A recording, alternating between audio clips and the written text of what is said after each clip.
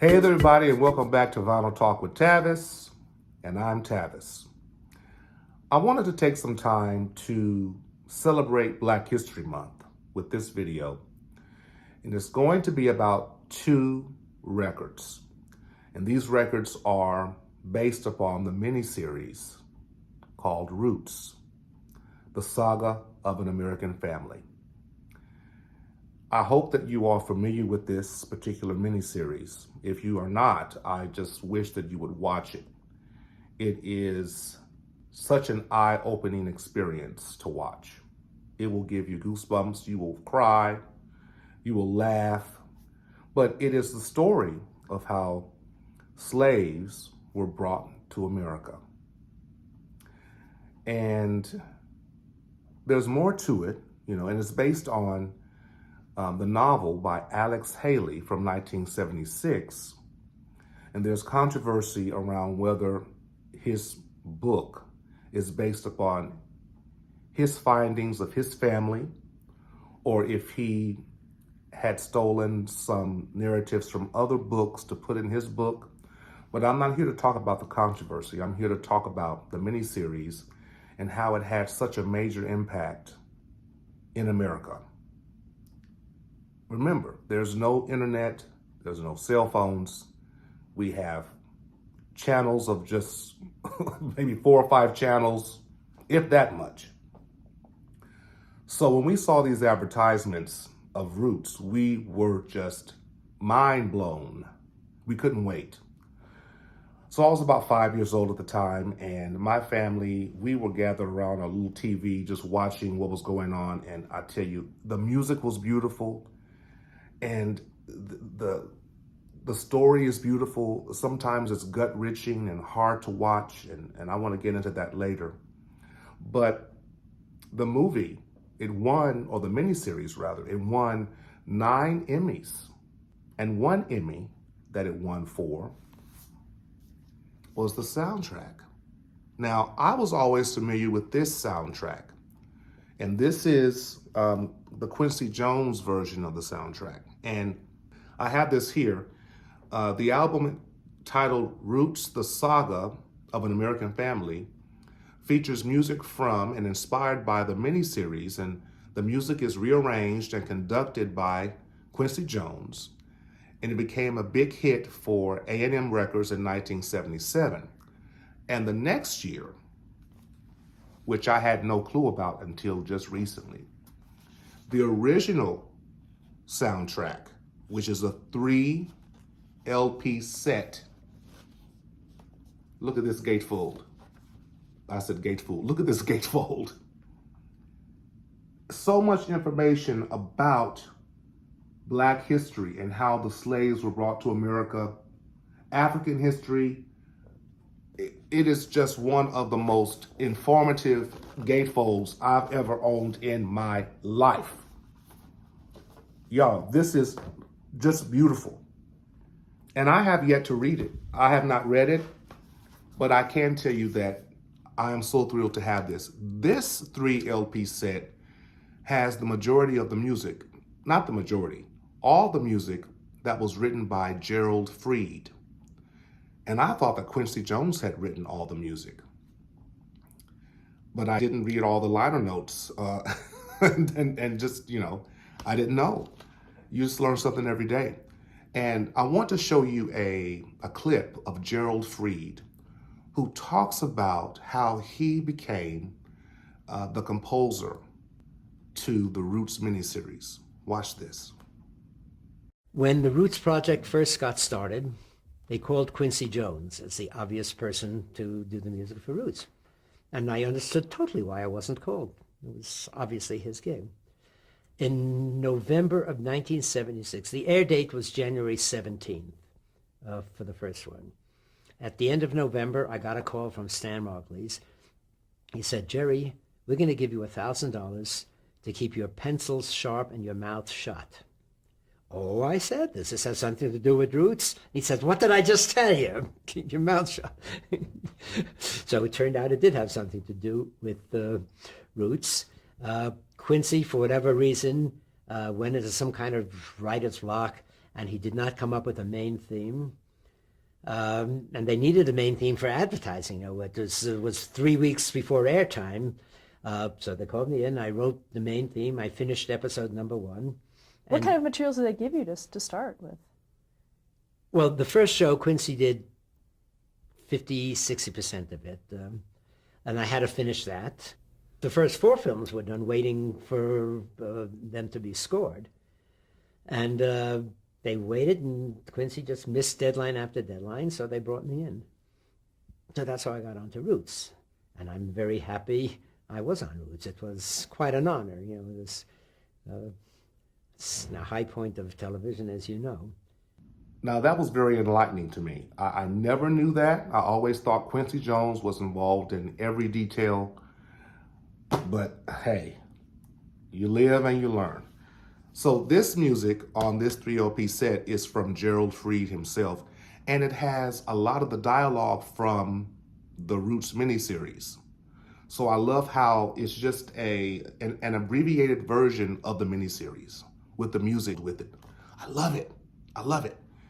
I think this is, LeVar Burton was, 19 years old. And the wonderful characters in this show. Oh, all these people listed that you see. I mean, it is just so amazing. But this is sealed. And I have been looking for a sealed copy of this for so long. But I want to keep this, so I'm not going to really unveil it completely. So I'm going to just take my nails and open it like that. I'm going to keep the plastic on there. But there's a poster in here that I really want. And I think it's in here. It better be. This record has not been opened since 1977. How many years is that, y'all? Oh, okay. So here's the inner sleeve. And here is the record itself on A&M. And I remember as a boy listening to this. My dad's sister had this, and she let me borrow it. And it used to scare me because I had seen the miniseries, you know, and it was very scary to watch. The most scariest part was when Kunta Kinte is beat and whipped because he refused to say the name that his slave master wanted him to have, which was Toby. And he would not say his name as Toby. He kept saying his African name, Kunta Kinte. And they was whipping him on the back. You say your name, Toby. He said, Kunta Kinte. And finally, he was hurting so bad, he finally said, Toby. Lord have mercy, that scene, y'all, that alone had us to keep watching it. We just watched it night after night for 8 nights. Oh my God, it was just fantastic. But anyway, the music that starts on here is their drums playing. I don't want to play it for you. Just listen to it yourself. Find it on YouTube. Find it on Spotify. And then all of a sudden, it just sweeps with da da da da da da da da da da da da da. And that music was written by Gerald Fried.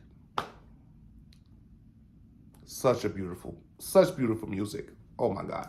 But this album is wonderful. It goes from, I'm just holding this record. Let me just talk to you. It goes from, it starts from the motherland, which of course represents or refers to Africa. And the music just proceeds as things are happening in the miniseries, how they're being brought to America with the ships, and how the music seems to change a little bit, and it goes into gospel music, and then you hear shanties, you hear people singing from ships, you hear a call and response. It's just such a great historical and cultural piece of property to own. This is so great to have. Gerald Fried and Quincy Jones both won an Emmy for their participation in writing music for Roots. But this right here is the creme de la creme. This is the creme de la creme. Now let's listen to Quincy Jones as he talks about his involvement in making the Roots music.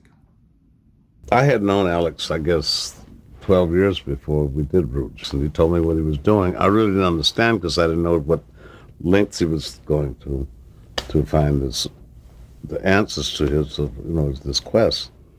And we started to hang out. We were on several other projects together. We worked on together before we got to Roots. And then we started on the project, and it was very emotional. That was a very emotional experience for me because I was close to what the essence of it was, too close really. And so you have to be careful not to fall in. And I felt if a heritage was going to be lost forever, then you better really lay it down in the first episode.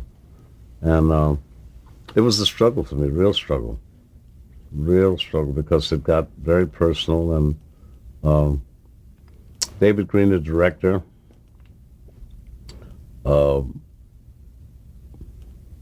put a lot of truthful stuff in there. The branding of the Slade. I still have the footage in my library. Lights in the hair on the ships and everything. It's like the ABC executives freaked, they couldn't contain themselves. They were so freaked. And they were right in a way, because if that kind of image had been thrown out on the screen, there'd been a lot of trouble. Fortunately and unfortunately,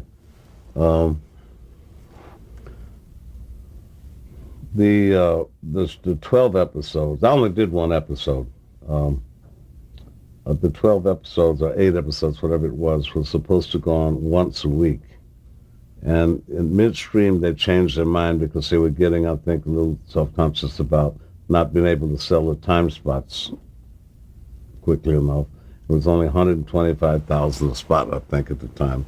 And so they wanted to scatter by. And I remember I sent some of the episodes to a friend of mine, Frank Marshall, to see if he could get something that had a little bit more class, like Xerox or IBM, so they wouldn't have to interrupt it with car or cockroach commercials, And that didn't work, so they went with the scatterbuys.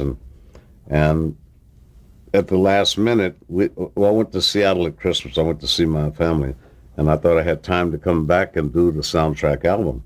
And they called in the middle of, I think the first week I was there, and said, hurry back and get the soundtrack going, because we're going to put it on 8 consecutive nights. You know why? So they could, the last night it played was on a Sunday night, and Sweet Week started the next night. So they were actually trying to sweep Roots under the rug. That was the real truth. And it backfired. It really did. With the consolidation and putting it on 8 straight nights, it got out of everybody's control. And because Lord knows, if they knew that those kind of ratings were going to happen, it would have been dead in the middle of Sweet Week. So let's get real.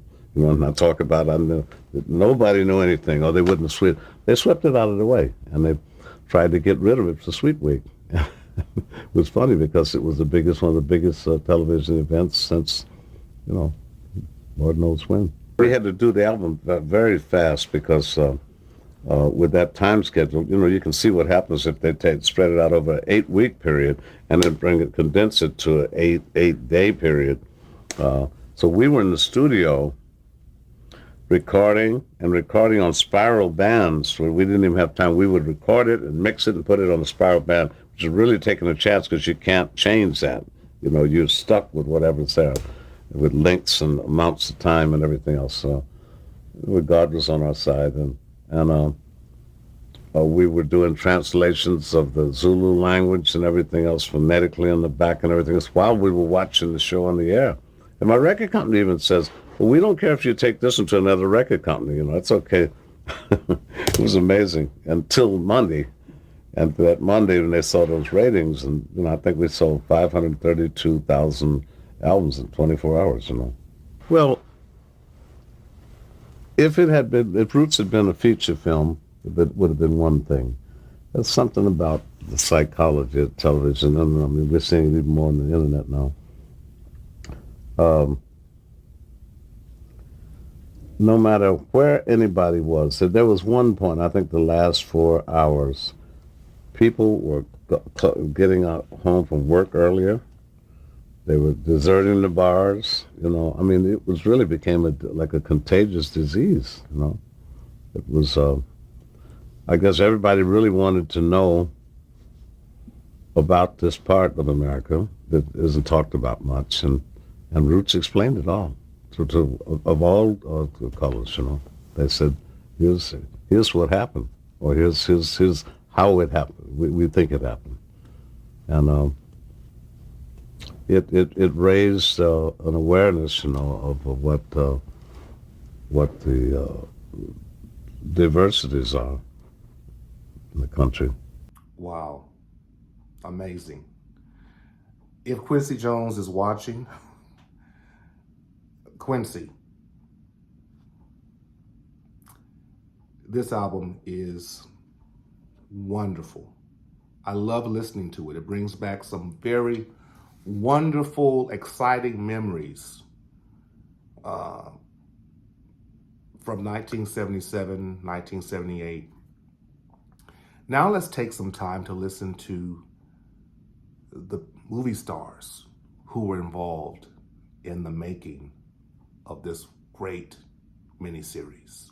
Watch this. Any of you feel emotionally distressed playing the slave during the filming of Roots? The scenes that were hardest to do for me were the scenes of the Middle Passage. I remember the morning of the first day, and I remember the relief, the feeling of relief at being done. There's a whole chunk of time in the middle that I don't remember. I don't have a good explanation for it, but I believe that I was being protected, again, by my ancestors. And they came in and protected me, and I don't remember those days. When I see that footage, I don't have a visceral remembrance of shooting those scenes. It was that anguishing. Was there some emotional impact? Yes, of shooting those scenes, definitely. Okay, Leslie, Kizzy. Well, you know, the scene in the wagon when Kizzy's being dragged away from her parents was it was devastating, because can you imagine when you were being torn away from your mother and father, never to be seen again by them?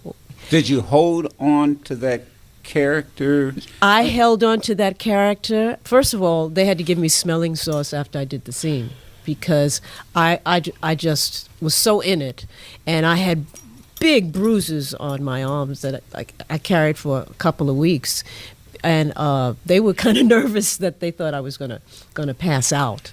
And when we finished the scene, there was just quiet on the set, and Sandy Duncan, she didn't know what to do because people were angry, and she said to me, "Thank God you and I knew each other before."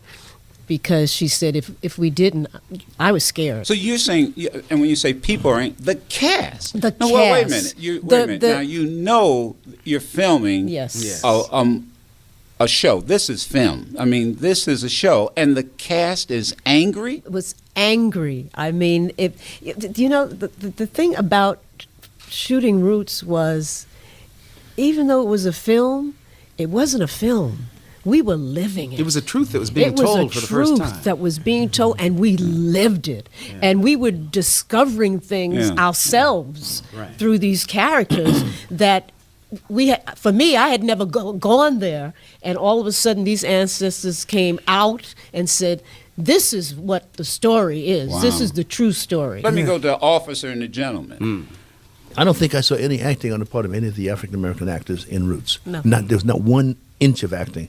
It amazed the crew because there was no acting involved. Wait a minute. You're saying there's no actors are not acting? Not African American, not black ones. No, No, we were being. We were being. it was happening to us At the moment. at the moment. Yeah. And Ben Vereen, how did this experience in Roots compare to some of the other movie roles you had? One of the emotional scenes for me was when Quincy tells me that he's my father. And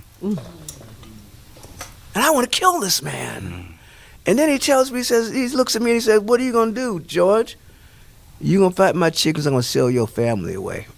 I have to make a choice. And the last scene that I really got to me was the scene where all your hopes, now the master says, we'll give you your freedom if you win this chicken fight. And all of your life depends on if that chicken, your life, of your family, if this chicken wins this fight, A chicken. and the chicken dies. Yeah.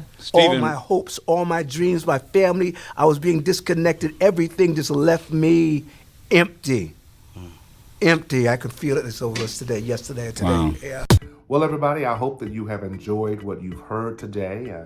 If anything, I hope that I have inspired you to listen to or purchase these albums and watch the miniseries Roots if you can. And as always, with music